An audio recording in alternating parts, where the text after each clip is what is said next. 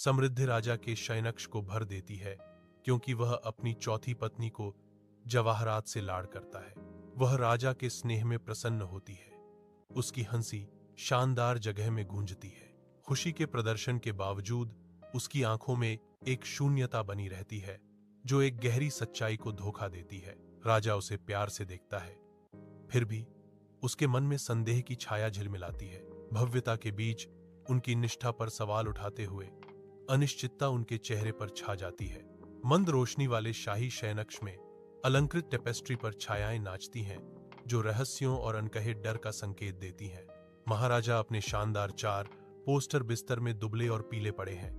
हर उथली सांस उनके घटते जीवन का प्रमाण है। उसकी तीसरी पत्नी उसके बगल में खड़ी है।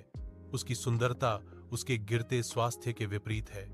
उसका भाव मोहक रहस्य का मुखौटा है। राजा की आवाज एक फुसफुसाहट मात्र भारी चुप्पी को चीरती है। क्या तुम अगले जीवन में मेरा साथ दोगी प्रिय? उसकी आंखें अटूट संकल्प के तालाब उसकी धुंधली निगाहों से मिलती हैं। मैं नहीं कर सकती, वह जवाब देती है।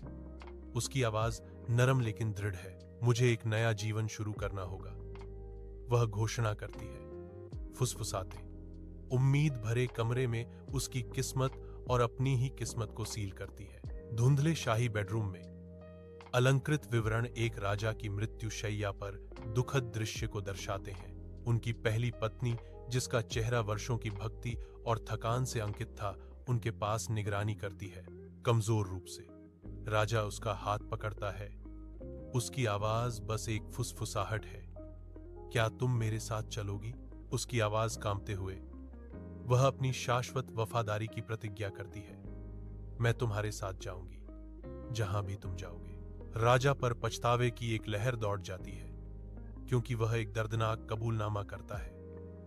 काश मैंने तुम्हारी देखभाल की होती। आज मैं समझ गया कि तुम मेरे सबसे प्यारे थे।